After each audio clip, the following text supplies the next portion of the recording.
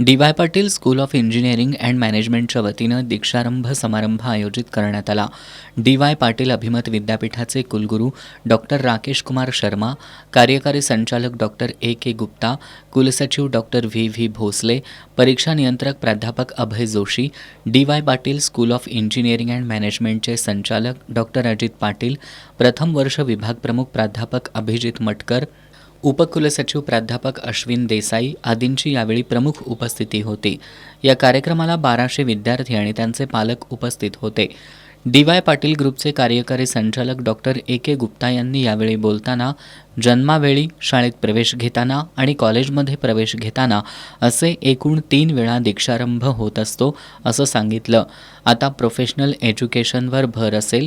यामध्ये विद्यार्थ्यांना मेंदूचा पुरेपूर वापर करावा लागेल. या संस्थेत नॅशनल एज्युकेशन पॉलिसी पूर्णपणे लागू करण्यात आली आहे. कॉलेजमध्ये व्यक्तिमत्व विकास घडवण्यासाठी योगा, तबला, पेंटिंग, सिंगिंग असे 20 क्लब कार्यरत आहेत. संस्थेत इनोव्हेशनवर भर दिला जातोय.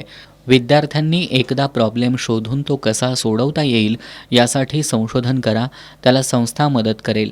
यासाठी हॅकॅथॉन स्पर्धा आयोजित केली जाते असं सांगून विद्यार्थ्यांच्या सर्वांगीण विकासावर भर देते. त्यामुळंच तुमच्या मुलांचं भविष्य उज्ज्वल आहे असा विश्वास त्यांनी व्यक्त केला. रजिस्ट्रार डॉक्टर व्ही भोसले यांनी डी.वाय. पाटील एज्युकेशन सोसायटीच्या स्थापनेचा आणि आजपर्यंतचा इतिहासाचा आढावा घेतला. विद्यार्थ्याला केंद्रबिंदू मानून उच्च दर्जाचं शिक्षण देण्यावर संस्थेचा भर असतो.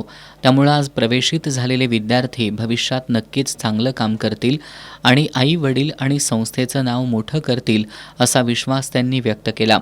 कुलगुरू डॉक्टर राकेश कुमार शर्मा यांनी याप्रसंगी बोलताना संस्थेचे अध्यक्ष डॉक्टर संजय टी. पाटील नेहमीच चांगल्या सुविधा आणि चांगलं शिक्षण देण्यावर भर देत असतात असं सांगितलं.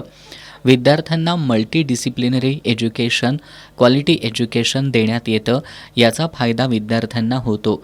विद्यार्थ्यांनी फक्त AI टेक्नॉलॉजीवर अवलंबून न राहता स्वतःच्या मेंदूचा वापर करून प्रगती साधा, कारण मानवी मेंदू इतकं प्रगत तंत्रज्ञान कोणतंही नाही.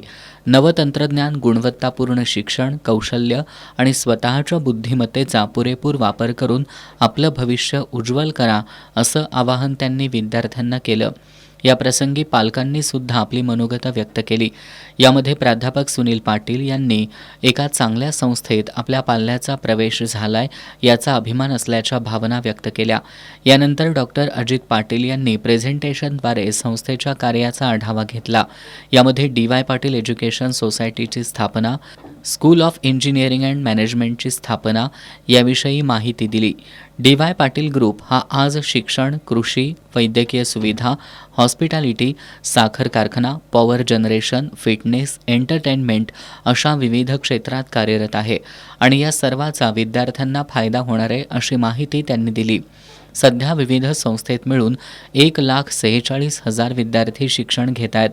तर संस्थेला NAC A++, NRF 150 रँक आणि QSI गेजकडून डायमंड मानांकन मिळाल्याचं सांगितलं.